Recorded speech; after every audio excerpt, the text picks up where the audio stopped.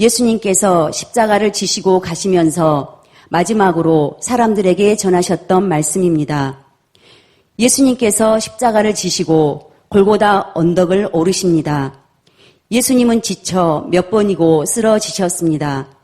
뒤에는 슬피 울면서 따르는 여인들이 있었습니다. 침묵으로 십자가 길을 가시던 예수님께서 가슴을 치며 슬프게 울던 여인들을 바라보면서 말씀하셨습니다. 예루살렘의 딸들아, 나를 위해 울지 말라. 너희와 너희 자녀를 위하여 울라. 우는 여인들에게 예수님은 왜 이렇게 말씀하셨을까요? 다가오는 환란을 대비하여 울라고 하신 것입니다. 예수님은 그때로부터 40년 후에 로마의 디도 장군에 의해 예루살렘이 멸망당할 것을 아셨습니다. 110만 명의 사람들이 죽고 10만 명의 사람이 포로로 잡혀가는 참혹한 현실을 맞게 될 것을 아셨습니다. 그때가 AD 70년입니다. 그로부터 2000년 동안 살아남은 유대인들은 전 세계로 흩어져서 주권을 잃어버리고 유랑자의 삶을 살아야 했습니다. 이러한 하나님의 심판이 곧 다가올 것을 아셨던 예수님은 나를 위해 울지 말고 너희와 너희 자녀들을 울라고 권고하신 것입니다. 그로부터 2000년이 지난 지금 온 세상은 물질 만능주의 시대가 되었습니다. 현재 한국 사회는 초등학생 포르노 노출과 온라인 게임 중독, 1인당 술 소비율 및 음주운전, 자살, 낙태, 이혼 등이 세계 1위가 되었습니다. 이런 시대를 살아가고 있는 우리에게 예수님은 말씀하십니다. 너희와 너희 자녀를 위해 울라. 예수님의 말씀은 진정으로 슬퍼할 대상이 누구인지를 알려주신 것입니다. 누구를 위하여 울어야 합니까? 우리와 우리 자신들입니다. 우리 자녀들입니다. 먼저 진정으로 울어야 할 대상은 바로 우리 자신입니다. 우리의 완악함과 우리의 연약함을 위해 울어야 합니다. 십자가 앞에서 우리는 자신을 점검해야 합니다. 내가 아무리 신앙의 연륜이 쌓였다 할지라도 오늘 하나님 앞에서 내 모습을 볼 수 있어야 합니다. 내가 선을 행하고자 하는 마음이 있다 할지라도 정작 삶의 현장에서 죄악의 열매를 맺고 사는 우리 자신을 보아야 합니다. 불순종하는 나 때문에 울어야 합니다. 사랑 없는 나 때문에 울어야 합니다. 믿음 없는 나 때문에 울어야 합니다. 은혜에서 멀어진 나 때문에 울어야 합니다. 믿음 없는 나 때문에 울어야 합니다. 죽어가는 영혼의 무관심한 나 때문에 울어야 합니다. 주여 주여 하면서도 주님 뜻대로 살지 못하고 내 뜻대로 사는 나 때문에 울어야 합니다. 예수님보다 말씀보다 내 자존심이 더 중요한 나 때문에 울어야 합니다. 세상은 슬픔의 눈물, 한탄의 눈물, 고통의 눈물, 서러움의 눈물, 섭섭함의 눈물을 흘립니다.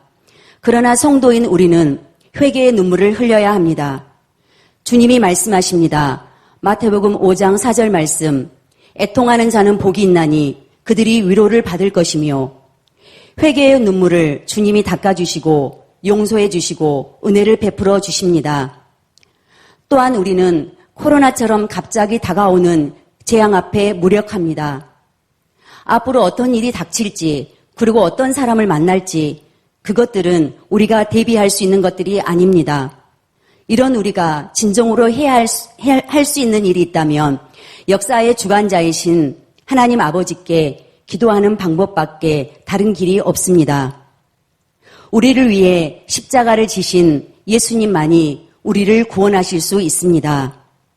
우리가 누릴 수 있는 평강은 하나님과의 관계 속에서 나오는 것입니다. 나 자신의 연약함과 패역함을 인정하고 하나님 앞에 나와서 울어야 합니다. 우리는 우리 자신을 믿을 수가 없습니다. 오직 믿음의 주여 온전케 하시는 이인 예수님을 바라보고 하나님 앞에 나와 기도해야 합니다. 시편 126편 6절 말씀에 울며 씨를 뿌리러 나가는 자는 반드시 기쁨으로 그 곡식단을 가지고 돌아오리라고 말씀하고 계십니다. 다음은 우리 자녀를 위하여 울라고 말씀하십니다. 자녀의 무엇을 위해 울어야 할까요? 자녀의 영혼 구원을 위하여 울어야 합니다. 미국의 라이언 화이트라는 소년의 이야기입니다. 라이언 화이트가 13살 때에 혈류병 수술을 받았습니다. 수술이 잘못되어 후천성 면역 결핍증인 에이즈에 걸리고 말았습니다. 속수무책으로 죽음을 기다려야 했습니다. 그러나 화이트는 자신이 죽는다는 것을 알면서도 아무도 원망하지 않았습니다. 부모도, 형제도, 의사들도 원망하지 않았습니다. 항상 밝은 웃음을 보였고 모두에게 친절했습니다. 오히려 염려하는 부모님을 위로하며 밝게 지냈습니다. 18살에 이 소년은 죽었습니다. 그가 마지막으로 아버지와 나눈 대화의 내용이 많은 사람들의 마음을 감동시켰습니다. 아버지는 죽어가는 아들에게 말합니다. 아들아, 미안하다. 나는 아무것도 너에게 해줄 것이 없구나. 아빠가 더 이상 어떤 것도 줄 수 없음을 용서해다오. 아들은 대답합니다. 아니에요. 전 지금 많은 것을 받았습니다. 아무도 아빠가 제게 준 것을 준 사람이 없습니다. 아빠는 내게 천국 열쇠를 주었잖아요. 예수님을 소개해 주었고, 예수님을 믿게 해 주었고, 예수님을 통하여 영생을 얻게 해 주었습니다. 성경에서 말하는 부모의 역할은 하나입니다. 자녀들을 하나님께로 인도하는 것입니다. 그러므로 자녀들을 하나님께 인도하는 영혼 구원에 힘을 쏟아야 합니다. 자녀들이 하나님을 만나는 일에 눈물로 권면해야 합니다.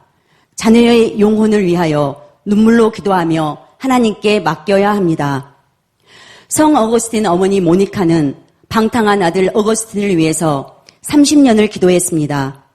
모니카가 방탕한 아들 때문에 기도하다 지쳐 실망하고 있을 때 암브로시우스 목사님이 해준 말이 있습니다. 기도하는 부모가 있는 자식은 결코 망하지 않는다. 모니카는 포기하지 않고 눈물로 기도합니다. 나의 아들아, 나는 세상의 아무 곳에서도 기쁨을 느낄 수가 없다. 내게 한 가지 소망이 있기 때문이다. 그것은 내가 죽기 전에 내가 진정한 그리스도인이 되는 것이다. 어거스틴은 33세에 회심하고 하나님의 품으로 돌아왔습니다. 자식을 위하여 울며 기도했던 모니카의 기도는 세상에서 가장 큰 유력을 가진 기도가 되었습니다. 사실 자녀 교육에 대해서는 아무도 큰 소리를 칠 수 있는 사람이 없습니다. 결국 우리의 자녀들을 변화시키는 일은 오직 기도밖에 없습니다. 우리는 모두 시한부 인생을 살아가고 있습니다.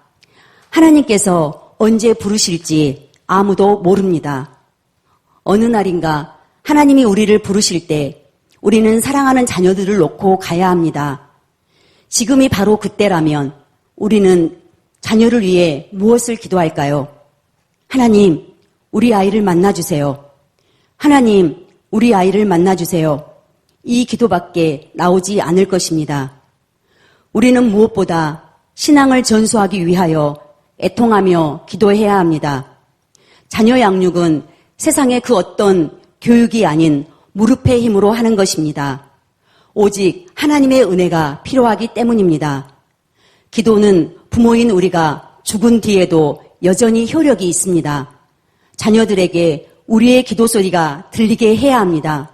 우리의 기도 소리가 평생 자녀들의 귓전에 울리게 해야 합니다. 하나님께서 부모인 우리에게 그 은혜를 부어주시길 소원합니다.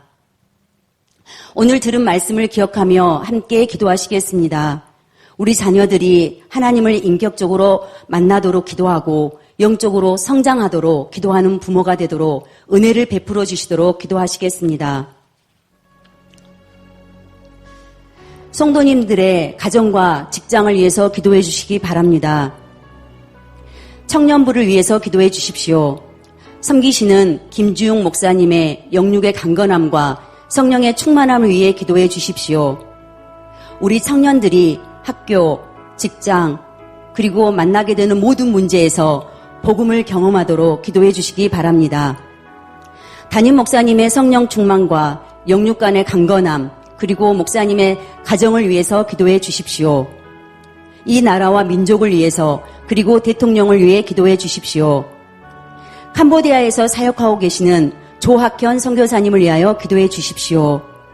이 모든 기도 제목들을 가지고 함께 기도하시겠습니다.